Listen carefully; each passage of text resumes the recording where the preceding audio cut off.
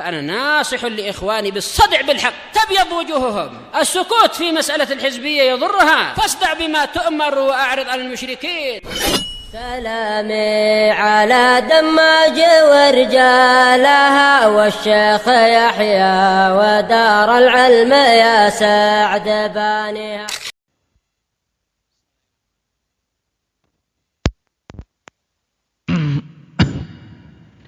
الحمد لله حمدا كثيرا طيبا مباركا فيه كما يحب ربنا ويرضاه. أشهد أن لا إله إلا الله وحده لا شريك له وأشهد أن محمدا عبده ورسوله صلى الله عليه وعلى آله وأصحابه ومن تبعهم بإحسان إلى يوم الدين. أما بعد. Pertemuan yang lalu kita masih pada bab yang kedua yang menjelaskan tentang sisi-sisi kemustahilan kalau sampai Rasulullah SAW tidak menjelaskan tentang keimanan terhadap asma wa sifat dengan penjelasan yang betul-betul terang benderang. Dan kita telah sampai pada sisi yang kelima terkait dengan para sahabat, di mana para sahabat mesti dalam perkara asma wa sifat mereka menyatakan kebenaran. Karena ketika tidak menyatakan kebenaran berarti jatuh pada lawannya, yaitu diam dari kebenaran atau menyuarakan kebatilan. Dan kedua kemungkinan tersebut tidak mungkin ada pada para sahabat. Adapun kemungkinan bahwasanya mereka diam dari kebenaran, maka ini jelas tertolak dengan alasan apa, Rifki?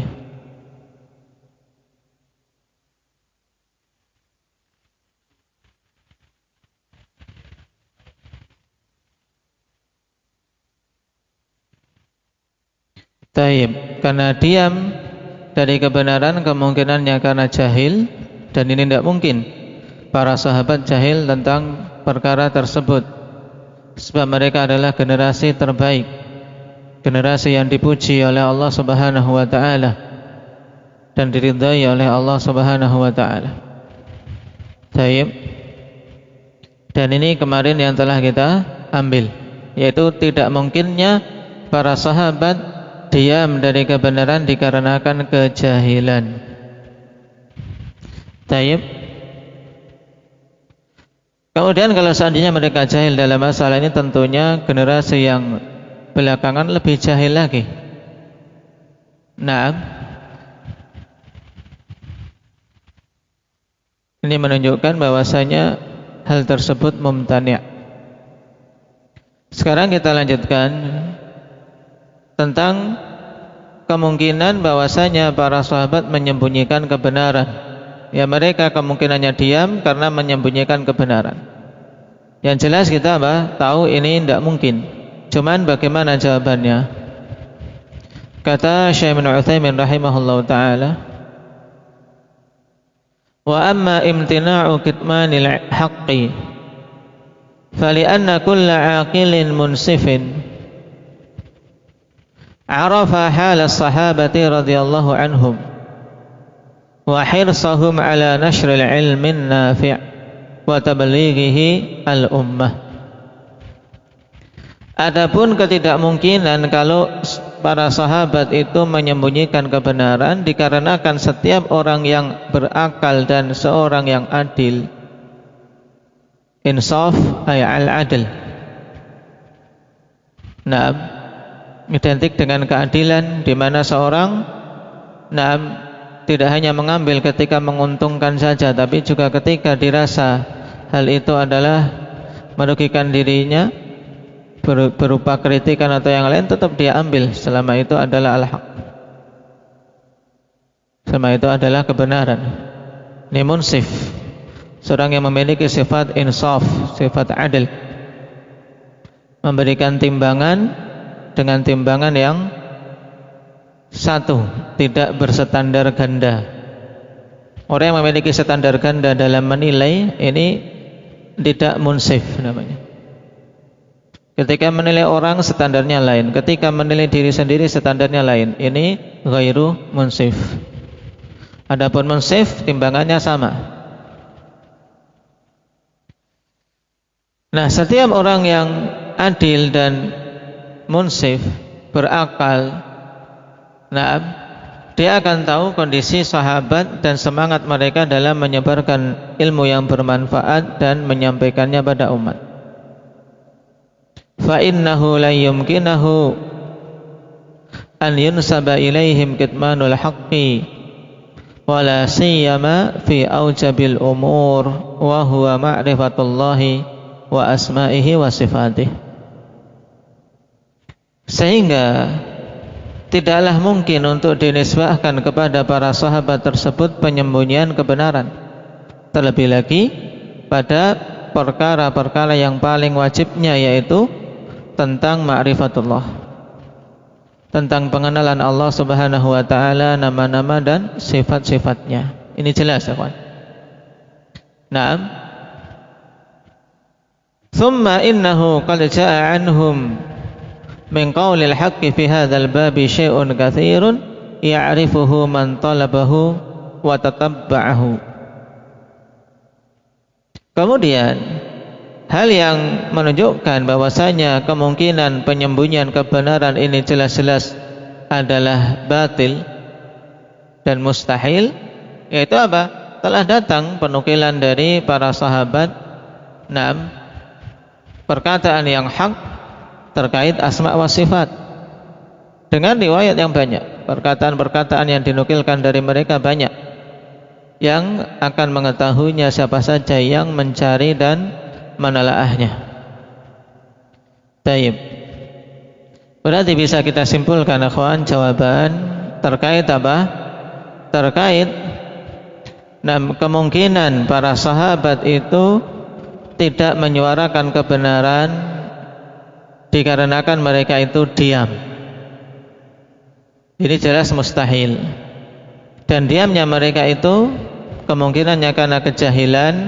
Ini tidak mungkin, karena para sahabat a'lamun nas, orang yang paling berilmu dari kalangan umat ini, dari umat Muhammad sallallahu alaihi wasallam. Kemudian kemungkinan kedua, mereka menyembunyikan kebenaran sehingga diam saja. Ini juga tidak mungkin, karena para sahabat sangat bersemangat dalam menyebarkan ilmu. Taib. Qala wa amma imtina'ul qawli bil batili alaihim famin wajhain. Kemudian kita masuk pada apa? Kemungkinan kedua. Tadi kan di awal dikatakan mereka tidak menyuarakan kebenaran karena diam atau apa? Menyuarakan kebatilan. Kemungkinan mereka diam jelas telah terbantahkan. Kemudian sekarang kita tentang kemungkinan mereka itu menyuarakan kebatilan. Ini pun tidak mungkin. Maka dikatakan oleh Syekh, adapun ketidakmungkinan para sahabat itu menyuarakan kebatilan terkait asma wa sifat itu dilihat dari dua sisi. Ahadihima annal qawla bil batili la yumkinu an yaquma alaihi dalilun sahih. Yang pertama, ikhwan, bahwasanya perkataan yang batil tidak mungkin akan tegak di atasnya dalil yang sahih. Nah, batil bagaimana tegak di atasnya dalil yang sahih? Wa minal ma'lumi anna sahabata radhiyallahu anhum ab'adun nasi 'anil qawli fima lam yakum 'alaihi dalilun sahih. Maka termasuk perkara yang telah diketahui bahwasanya sahabat radhiyallahu anhum itu adalah orang yang paling jauh dari mengatakan perkara-perkara yang tidak tegak atasnya dalil yang sahih. Mereka tidak akan mengatakan perkara kecuali yang ada dalilnya. Ini sifat para sahabat. Khususan fi amril imani billahi ta'ala, terkhusus lagi pada perkara keimanan terhadap Allah Subhanahu wa ta'ala. Wa umuril ghaib, dan perkara-perkara ghaib. Fahum awlan nasi bimtithali qawlihi ta'ala wala taqfu ma laysa laka bihi ilm. Sebab mereka adalah orang yang paling pertama, paling terdepan dalam menunaikan apa yang Allah katakan, jangan kalian terjun, jangan kalian berucap pada perkara-perkara yang kalian tidak memiliki ilmu padanya. Nah, dan para sahabat jelas ketika memahami larangan Allah Subhanahu wa ta'ala ini, mereka terdepan dalam menunaikannya. Wa qawlihi qul innama harrama rabbiyal fawahisha ma dhahara minha wa ma batana wal ithma wal baghya bighairil haqq wa an tusyriku billahi ma lam yunazzil bihi sultana wa an taqulu 'ala Allahi ma la ta'lamun. Juga ayat yang kedua. Nah, katakan wahai Nabi, hanyalah yang Rabbku haramkan yaitu al-fawahish, perkara-perkara keji yang sangat jelas kekejiannya. Naam, baik itu yang nampak maupun yang tersembunyi. Perzinaan, liwat, yang masakin ya ikhwan, na'udzubillahi min dzalik. Upaya-upaya orang-orang kafir untuk melegalkan perbuatan apa? Perbuatan liwat ini sangat gencar, bahkan di negeri-negeri Arab. Sampai di Yaman pun ya kawan, mulai muncul ini upaya, yaitu mereka sebagian yang terpengaruh dengan apa? Munazzamat tansiriyah, yaitu apa? Misionarisme untuk mengkristenisasi ini sudah masuk di negeri-negeri Yaman. Nah, mereka caranya dengan uang. Negeri yang miskin, nah, paling mudah ya dengan apa? Diiming-imingi uang. Bahkan para wanita-wanitanya ditarik, diiming-imingi dengan hal-hal yang menggiurkan dari hal-hal duniawi. Nah,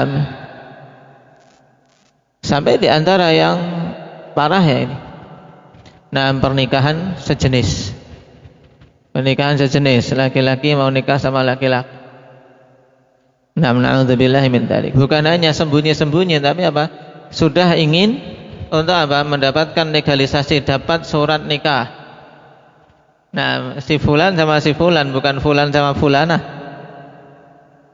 Nah, yang mungkin dulu di kita tidak akan masuk di benak, di akal itu, tapi ternyata ada pada zaman sekarang. Nah, upaya-upaya untuk itu, minta legalisasi. Padahal ini hukum dalam Islam, ikhwan. Ini dibunuh. Nah, dibunuh al-fa'il wal maf'ul. Nah, yang melakukan liwat, na'udzubillahi min dzalik, lebih dahsyat daripada sekedar dirajam. Sampai-sampai para ulama mengatakan, nah, yang melakukan itu perbuatan bejat ini, kalau zina laki-laki dengan perempuan kan dirajam, lempari batu sampai mati. Nah, tapi kalau ini, nah, yaitu diterjunkan dari tempat tinggi, nah, dilempar dari tempat tinggi, baru apa? Dilempari dari atas. Ini sebagian pendapat ulama, nah, mengkiaskan dengan apa? Hukuman atas kaum Nabi Lut, yang mereka kaum yang pertama kali diketahui melakukan perbuatan tersebut secara terang-terangan. Sampai-sampai istilahnya apa? Diistilahkan dengan perbuatan liwat, perbuatan luti sebagainya. Walaupun ini dikritisi oleh para ulama. Kenapa? Karena nah, nisbahnya kok kepada Nabi, padahal yang melakukan kaumnya. Maka yang lebih tepatnya kita katakan perbuatan kaum Lut. Perbuatan kaum Lut. di mana Allah Subhanahu wa taala angkat bumi mereka, diangkat kemudian dibalik, diterjunkan, berarti baru dihujani batu. Ini fawahish yang sangat terang, ikhwan. Naam, yang harus dalam diri kita kebencian yang sangat terhadap perkara itu. Dan jangan seorang merasa aman dari perbuatan-perbuatan yang seperti ini. Dan jangan beri celah syaitan. Naam. Makanya para salaf dulu sangat berhati-hati dari para murdan. Murdan itu anak laki-laki kecil yang belum berjenggot, yang imut-imut, cenderung pada sikap kewanitaan. Ini mereka berhati-hati dan jangan sampai terfitnah. Taib. Nah, Allah Subhanahu wa taala tegaskan dalam ayat ini, hanyalah yang diharamkan oleh Rabbku di antaranya adalah fawahish, perbuatan kecil yang zahir maupun yang batin, yang nampak maupun yang tersembunyi, wal itsma wal baghya bi ghairil haq, dan dosa-dosa serta kezaliman tanpa hak. Kemudian wa antusyriku billahi ma lam yunazzil bihi sultana, menyekutukan Allah Subhanahu wa taala yang tidak turun padanya hujjah sedikit pun. Kemudian yang terakhir, ini yang menjadi inti, wa antaqulu 'alallahi ma la ta'lamun, dan Allah haramkan kalian berucap atas nama Allah apa-apa yang tidak kalian ilmui. Ayat ini penting. Berkaitan dengan besarnya dosa berbicara atas nama Allah tanpa ilmu. Besarnya dosa berbicara dalam urusan agama ini tanpa ilmu. Bahkan disebutkan ikhwan, terakhir setelah kesyirikan. Berarti lebih parah. Sampai-sampai Ibnul Qayyim tegaskan berarti lebih dahsyat dari kesyirikan. Kenapa? Karena tidaklah muncul kesyirikan kecuali melalui jalur ini. Semua bentuk kesyirikan ikhwan masuk dari al-qaul 'ala Allahi bila ilmin, berucap atas nama Allah tanpa ilmu. Nah, para sahabat mungkin tidak seperti itu, tidak mungkin mereka mengucapkan kebatilan. Kenapa? Karena kebatilan itu tidak dibangun di atas dalil, dan para sahabat adalah orang yang tidak akan mungkin membangun agamanya tanpa dalil yang sahih dari Nabi sallallahu alaihi wasallam, terkhusus pada perkara iman. Ini poin pertama. Kemudian tsanihima annal qawla bil batili imma an yakuna masdaruhu al jahlu bil haqq wa imma an yakuna masdaruhu iradatul dhalalil khalqi. Wa kilahuma mumtani'un fi haqqi sahabati radhiyallahu anhum. Taib, sisi yang kedua, ikhwan, kenapa tidak mungkin para sahabat berucap dengan batil dalam asma wa sifat? Karena berucap dengan kebatilan kemungkinannya berasal dari sumber kejahilan terhadap kebenaran. Dan kemungkinan kedua sumbernya karena memang menginginkan untuk menyesatkan manusia. Ya kan, orang menyuarakan kebatilan, menyuarakan kebatilan kemungkinannya karena jahil dari jalan yang benar, atau kemungkinannya memang ingin menyesatkan manusia. Wa kilahuma mumtani' fi haqqi sahabati radhiyallahu anhum, dan keduanya tidak mungkin ada pada hak sahabat radhiyallahu anhum. Urut-urutannya antum resapi, ya kawan. Sehingga ketika nanti mengarahkan manusia, metode yang ditempuh oleh Syekh Ibnu Utsaimin ini sangat bagus. Beliau sarikan dari kalimat Syekhul Islam Ibnu Taimiyah, kawan, yang kalau kita baca sendiri mungkin dari Hamawiyah sulit untuk menyimpulkan urut-urutan yang bagus seperti ini. Taib. Qala amma imtina'ul jahli faqad taqaddama bayanu. Adapun ketidakmungkinan para sahabat jahil dalam masalah ini telah lewat penjelasannya. Bagaimana jawabannya ketidakmungkinan kejahilan itu? Bagaimana menjelaskannya Hudzaifah?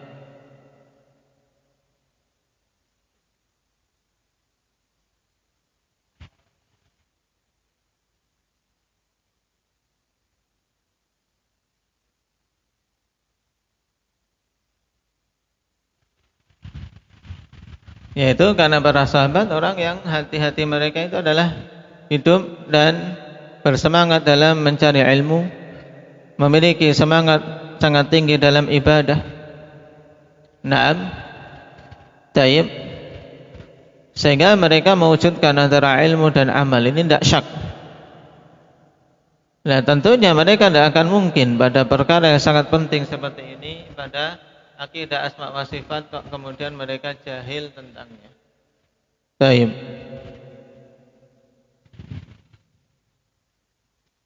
Wa amma imtina'u iradati dhalalil khalqi fali anna iradata dhalalil khalqi qasdun sayyi'un. Adapun ketidakmungkinan para sahabat menginginkan untuk menyesatkan manusia, dikarenakan menginginkan penyesatan manusia itu adalah tujuan yang buruk. La yumkinu an yasdura minas sahabati alladhi urifu bitamamin nushi lil ummah wa mahabbatil khairi laha.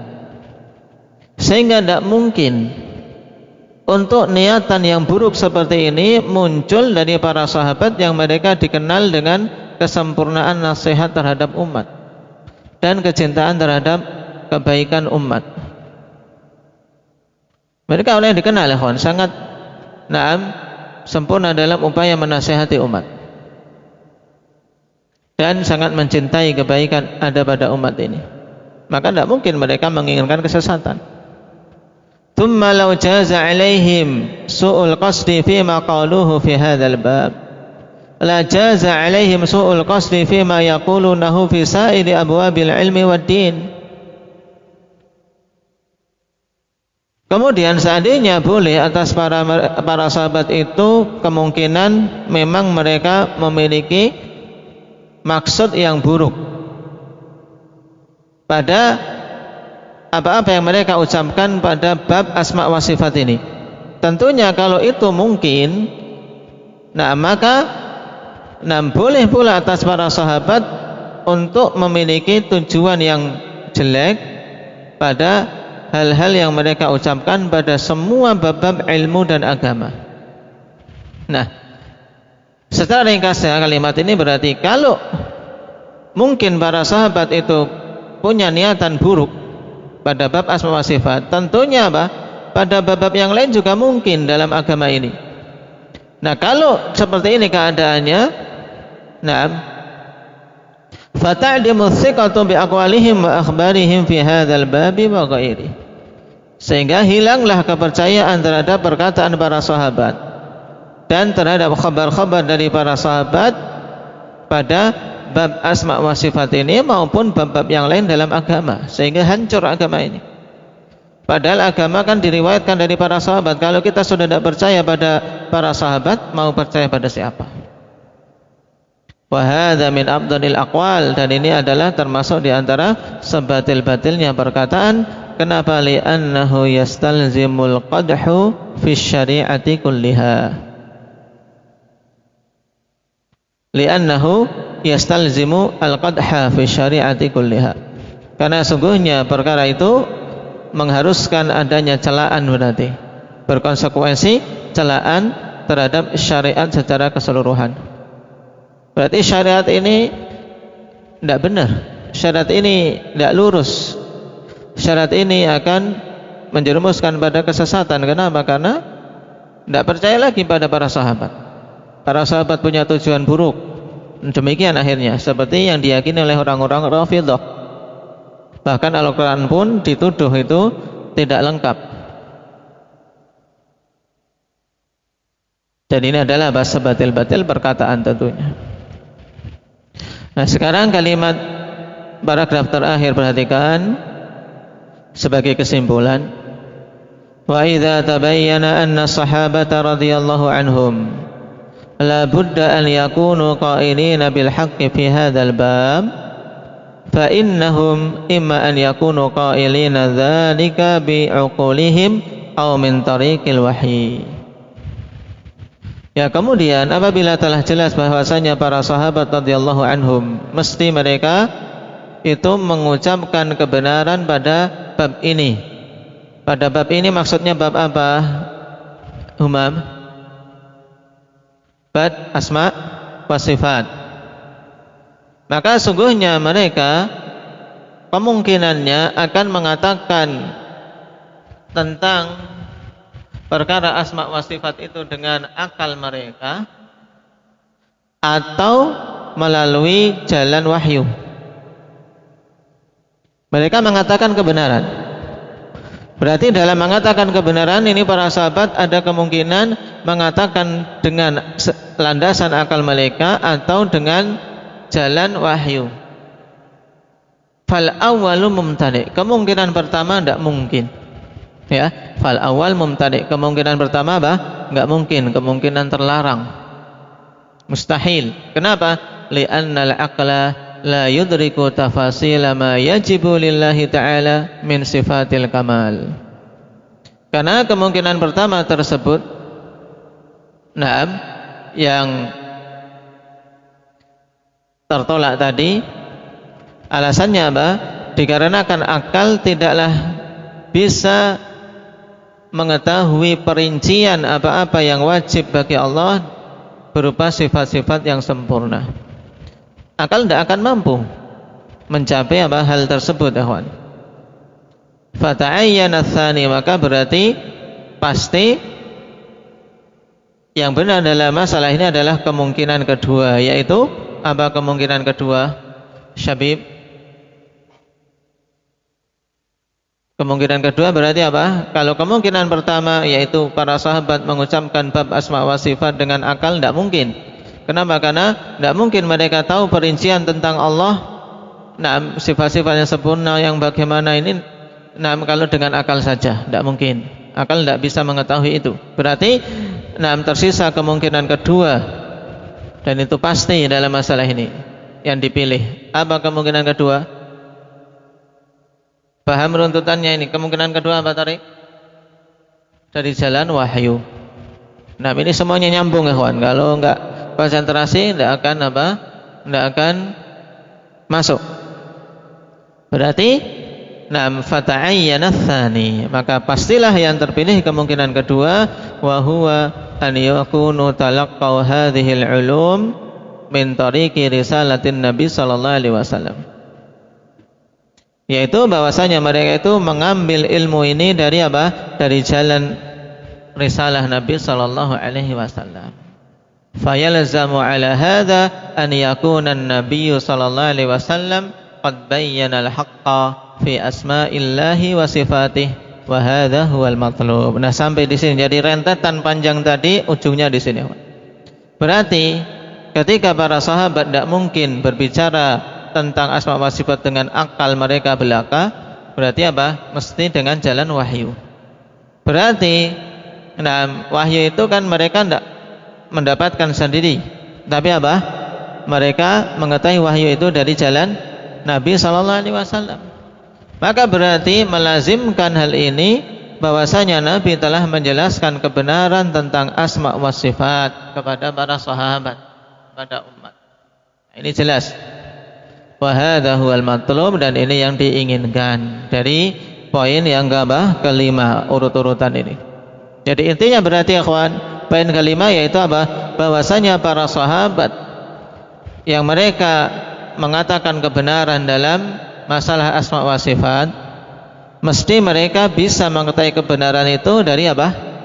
Dari penjelasan Nabi sallallahu alaihi wasallam. Ini intinya. Ya. Berarti Nabi menjelaskan tentang asma wa sifat. Kenapa? Karena tidak mungkin para sahabat tidak tahu tentang asma wa sifat, karena mereka orang yang paling semangat. Demikian pula tidak mungkin para sahabat itu tahu tapi menyembunyikan. Nah, mesti mereka menyuarakan kebenaran dalam masalah ini. Nah, nanti kemungkinan urut-urutannya antum paham ya kawan, antum meresapi dari apa yang dipaparkan oleh Syekh Ibnu Utsaimin rahimahullah taala di sini. Taib. Mungkin untuk pertemuan besok kita murajaah. Antum berusaha untuk apa? Memaparkan.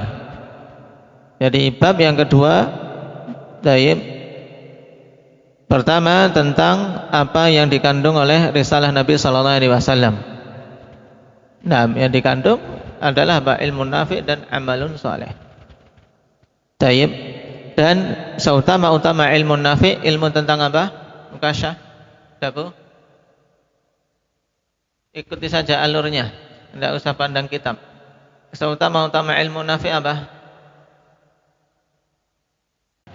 Taib. Nah, ilmu tentang asma wa sifat. Taib. Maka Nabi berarti mesti menjelaskan tentang ilmu tentang asma wa sifat secara sempurna. Ini intinya. Kemudian baru penjelasan panjang untuk membantah mereka yang menuduh Nabi tidak menjelaskan tentang asma wa sifat, atau mengatakan bahwasanya ilmu tentang asma wa sifat ini belum gamblang, sehingga mereka memunculkan kaidah-kaidah baru dalam perkara tersebut. Dibantah dalam 5 poin. Antum pahami dengan baik. Taib, naktahi bihadza, nasallallahu at-taufiq lima yuhibbuhu wa yardah, walhamdulillahirabbil alamin.